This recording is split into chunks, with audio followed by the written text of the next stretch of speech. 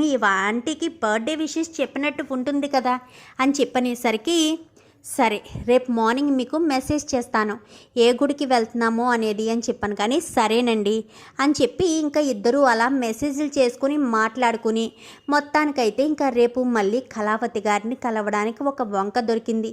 అయినా రేపు ఆవిడతో మాట్లాడడానికి అవకాశం ఉండదులే. కళావతి గారిని చూసినప్పుడు ఎక్కడో చూసిన ఫీలింగ్ కలిగినప్పుడు వాళ్ళ ఆంటీని చూసినా కూడా అలాంటి ఫీలింగే కలిగితే కానీ నిజంగా కళావతి గారికి నాకు ఏదో బంధం ఉందన్న విషయం క్లారిటీ రాదు.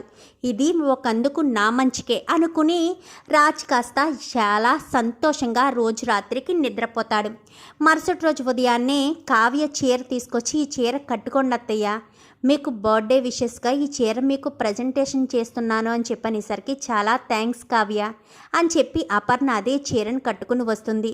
అపర్ణ ఎక్కడికి వెళ్తున్నావు అనగానే, ఏమీ లేదు అత్తయ్య, పుట్టినరోజు కదా, ప్రశాంతత కోసం గుడికి వెళ్తున్నాను అని చెప్పనేసరికి, అత్తయ్య గారు రెడీ అని చెప్పాను కానీ కావ్యం తీసుకుని వెళ్తున్నావా, సరే వెళ్ళిరా, జాగ్రత్తగా వెళ్ళిరండమ్మా అని చెప్పాను కానీ సరే అమ్మమ్మ గారు అని చెప్పి కావ్య అపర్ణ ఇద్దరు బయలుదేరతారు. బయలుదేరేటప్పుడు రాజుకి ఫోన్ చేసావా అనగానే, మెసేజ్ చేశాను అత్తయ్య, ఆయన గుడికి వస్తాను అని చెప్పారు అని చెప్పనేసరికి వెంటనే ఏ గుడి అని చెప్పి మెసేజ్ చేసేసరికి రాజు ఎప్పుడెప్పుడు మెసేజ్ వస్తుందా అని ఎదురు చూసిన రాజు కాస్త మెసేజ్ ఇలా టంగని రావడంతో మెసేజ్ చూసుకుని గబగబా కిందకి వస్తాడు. కిందకి వచ్చేసరికి, యామిని నేను బయటికి వెళ్తున్నాను అని చెప్పాను కానీ సరే బావా అని చెప్పి ఇంకా యామిని, ఇదేంటే రోజు బయటికి వెళ్తున్నానని చెప్తున్నాడు అనగాని, ఏమో అమ్మ, రోజుకి నాకు దూరం అయిపోతున్నాడు, అసలు ఈరోజు ఎక్కడికి వెళ్తున్నాడో తెలుసుకోవాలి అనుకునేసరికి ఇంకా రాజు ఎక్కడికి వెళ్తున్నాడో తెలుసుకుంటుంది. గుడికి వెళ్ళాడు అన్న విషయం తెలుసుకుంటుంది. రాజు ఏంటి సడన్గా గుడికి వెళ్ళాడు అనుకుంటూనే, సరే ఏదో ప్రశాంతత కోసం వెళ్ళుంటాడు అని చెప్పి వైదేహి అంటుంది. గుడి దగ్గరే ఇంచుమించు గంట సేపు అక్కడే ఎక్కడికి వెళ్లకుండా మ్యాప్ అంటే సిగ్నల్ అక్కడే ఉండి చూపించేసరికి, రాజు ఇంతసేపు గుళ్ళో ఉన్నాడా, ఎవరినైనా కలవడానికి వెళ్ళాడా, కాఫీ షాప్కి వెళ్తుంటే అనుమానం వస్తుందని గుళ్ళో కలుస్తున్నాడా ఏంటి ఆ కళావతిని అనుకుంటూనే ఇంకా యామిని గబగబా బయలుదేరిపోతుంది. ఈలోపు వీళ్ళు రావడం, మాట్లాడుకోవడం, రాజు అపర్ణ కోసమని చీర తీసుకొచ్చి ఇచ్చేసరికి అపర్ణ చాలా సంతోషపడిపోతుంది. నువ్వు నా కోసం తీసుకొచ్చావు బాబు అనగానే, కళావతి గారు మా ఆంటీ పుట్టినరోజు రేపు గుడికి వెళ్తున్నాము అని చెప్పారు. సరే ఆంటీ అన్నారు కదా, నాకు అమ్మ లాంటి వారే కదా అని మీకోసం చీర తీసుకొచ్చానమ్మా అని చెప్పనేసరికి చాలా సంతోషపడిపోతుంది అపర్ణ. ఇంకా రాజుని గుండెలకి హత్తుకునేసరికి కరెక్ట్గా అక్కడికి అదే సమయానికి యామిని వస్తుంది. ఈవిడెవరు, రాజ్ మమ్మీలా ఉన్నారే, అంటే కావ్య రాజీ మమ్మీని పరిచయం చేస్తుందా? ఇలానే ఉంటే ఒక్కొక్కరుగా రాజుకి పరిచయం అయిపోతూ ఉంటారు. రాజుకి కూడా వాళ్ళ గురించి తెలిసిపోతూ ఉంటుంది. ఇప్పుడు నేను ఏం చేయాలి, ఎదురుపడి నేను వెళ్తే ఇంతసేపు కళావతిని కాబట్టి ఆపాను సరిపోతుంది, కానీ రాజ్ మమ్మీ చాలా కొంచెం స్ట్రాంగ్ అని విన్నాను, ఆవిడ ఇప్పుడు నన్ను ఏమంటుందో ఏంటో అనుకుంటూ ఉండేసరికి ఇంకా ఏదొకటి అవ్వాలి, వెళ్ళాలి అనుకుంటూ ఒక 2 అడుగులు ముందుకు వేస్తుంది.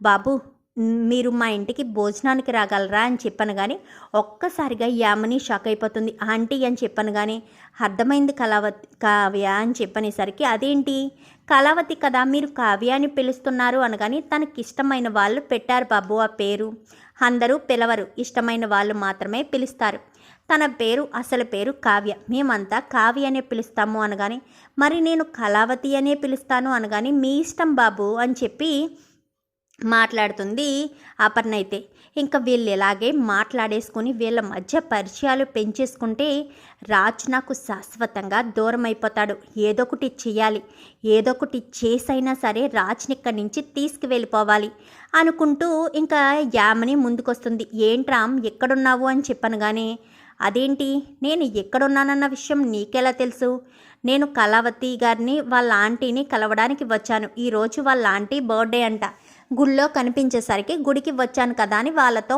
మాట్లాడుతున్నాను అని చెప్పాను కానీ, ఏంటి కళావతి అసలు నువ్వేమనుకుంటున్నావు, నీ ఉద్దేశం ఏంటి, మొదటిసారి మా బావతో ఈ హెల్ప్ ఏదో చేశాడని ఇంటికి వచ్చావు, తర్వాత క్యారేజీ పంపించావు. తర్వాత మీ ఇద్దరూ లైవ్లో టచ్లో ఉంటున్నారు. అసలు ఏమనుకుంటున్నావు? తను నాకు కాబోయే భార్య. ఏంటంటే మీకు పెద్దంతరం చిన్నంతరం తేడా తెలియడం లేదా? మీరు పెద్దవారే కదా, మీరైనా కావ్యకు చెప్పాలి కదా. ఒక మగవాడితో రాసుకుని పూసుకుని తిరుగుతూ ఉంటే మీరు ఎలా చూస్తూ ఊరుకుంటారు అంటూ కావ్య కొంచెం ఎక్కువే యామిని కొంచెం ఎక్కువే మాట్లాడుతుంది. యామిని, ఏం మాట్లాడుతున్నావు? నీకు అర్థమవుతుందా? వాళ్ళు బాధపడతారు కదా. వాళ్ళేమీ నన్ను రమ్మని చెప్పలేదు, నేనే వచ్చానని. కానీ నీకేం తెలియదు బావా, నీకేం తెలియదు కాబట్టే వీళ్ళు నిన్ను ఇలా ఆడుకుంటున్నారు. అయినా మీకు మా బావతో ఏం సంబంధం? మా బావను నేను త్వరలోనే పెళ్లి చేసుకోబోతున్నాను అని చెప్పనేసరికి అపర్ణకు కాస్త కోపం వచ్చిస్తూ ఉంటుంది.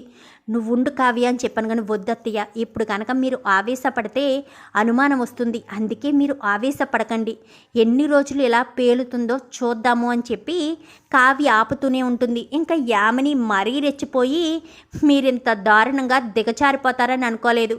మీ మేనకోడల మీ సంబంధించిన అమ్మాయికి పెళ్లి చేయడానికి మా బావతో తిరుగుతున్నారా?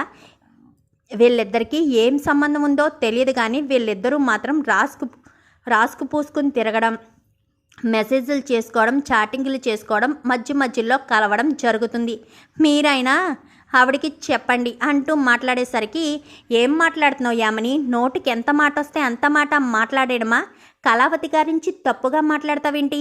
ఆవిడ ఎంత మంచిదో నీకు తెలుసు కదా అని చెప్పాను. కానీ తెలుసులే బావా, ఒక మగవాడితో ఇంత క్లోజ్గా తిరుగుతుంటే ఎంత మంచిదో బాగా తెలుస్తుంది. ఈ మగవాడితోనే తిరుగుతుందో, ఎంతమంది మగవాళ్లతో తిరుగుతుందో అంటూ మాట్లాడేసరికి చెంప చెల్లు మనిపిస్తాడు రాజైతే. నోరుంది కదా అని నోటుకొచ్చినట్టల్లా మాట్లాడకు. కళావతి గారు అలాంటి మనిషి కాదు. నేనే కళావతి గారిని పదే పదే కలవాలనుకుంటున్నాను. నాకు గతంలో ఆవిడికి సంబంధం ఉందని నా మనసు కనిపిస్తుంది. ఈరోజు వాళ్ళ ఆంటీని చూసిన తర్వాత కూడా నాకు అదే భావన కలిగింది. అంటే ఇది ఖచ్చితంగా నిజమే. గతంలో కళావతి గారికి నాకు ఏదో బంధం ఉంది. వాళ్ళ ఆంటీతో కూడా నాకు ఏదో బంధం ముడిపడింది. ఆ విషయం నాకు చెప్పడం లేదు, అది మాత్రం క్లియర్గా అర్థమవుతుంది. ఆవిడ కళ్ళల్లో నన్ను చూశానన్న భావన ఎంతో సంతోషాన్ని ఇస్తుంది. ఆవిడ ఎంతగానో సంబరపడిపోతుంది. నన్ను చూశాను, నాతో మాట్లాడడం ఆవిడ కళ్ళల్లో కన్నీళ్ల రూపంలో నాకు చాలా స్పష్టంగా కనిపిస్తుంది అంటూ రాజ్ మాట్లాడేసరికి ఏంటి బావా వాళ్ళ గురించి అనగానే నోరు మూసుకొని ఇక్కడికి వెళ్ళకపోతే మాత్రం మర్యాదగా ఉండదు అని చెప్పనేసరికి ఇంకా అక్కడి నుంచి కాస్త యామిని వెళ్ళిపోతుంది. అదేంటండి అలా కొట్టేశారు అని చెప్పాను కానీ నోటుకొచ్చినట్టల్లా మాట్లాడుతుంటే ఎవరు మాత్రం చూస్తూ ఊరుకుంటారు? తను నన్ను బావా అంటుంది, నాకు అసలు ఆ ఫీలింగే కలగడం లేదు. నాకు తనకు ఎంగేజ్మెంట్ జరిగిందని చెప్పింది, నాకు అసలు జరిగినట్టే అనిపించట్లేదు. వాళ్ళ తల్లి తండ్రి నన్ను చిన్నప్పటి నుంచి పెంచారని చెప్పింది, నాకు అసలు అనే అనిపించట్లేదు. నా తల్లి తండ్రి చనిపోయారని చెప్పింది, నాకు అది కూడా గుర్తులేదు. కానీ ఒక్కటి మాత్రం చెప్పగలను, మిమ్మల్ని మీ ఆంటీని చూసిన తర్వాత మీకు నాకు ఖచ్చితంగా సంబంధం ఉంది. ఆ విషయం మీరు చెప్పకపోవచ్చు కళావతి గారు, ఖచ్చితంగా నేను తెలుసుకుంటాను. ఆ ఆంటీతో కూడా ఈ అమ్మతో కూడా నాకు బంధం ఉంది. ఆ బంధం ఏంటో, మీతో ఉన్న సంబంధం ఏంటో ఖచ్చితంగా తెలుసుకుంటాను. మీరిద్దరికీ నేనేమవుతానో మీకు తెలుసు, కానీ మీరు నోరు విరిచి చెప్పడం లేదు. మీ ఆంటీ ఆవేశపడితే మీరు కంట్రోల్ చేశారు, అదంతా కూడా నేను గమనించాను. అంటే మీకు నాకు బంధం ఉంది. ఆంటీ ఆవేశపడుతున్నారని మీ ఆంటీని మీరు కవర్ చేశారని క్లియర్గా తెలుసుకుంటాను, ఖచ్చితంగా తెలుసుకుంటాను. మీరు నాకు ఏమవుతారనేది ఖచ్చితంగా తెలుసుకుంటాను అని చెప్పి రాజ్ కాస్త అక్కడి నుంచి వెళ్ళిపోతాడు. ఏంటి కావ్య, రాజ్కి యామినికి పెళ్ళి జరిగిపోతుందా అని చెప్పాను కానీ లేదత్తయ్య, ఖచ్చితంగా పెళ్ళి జరగదు, ఆయన జరగనివ్వరు. ఆయన్ని చూస్తుంటే మీకే అర్థమవుతుంది కదా, యామిని అంటే ఆయనకి అస్సలు ఇష్టం లేదు.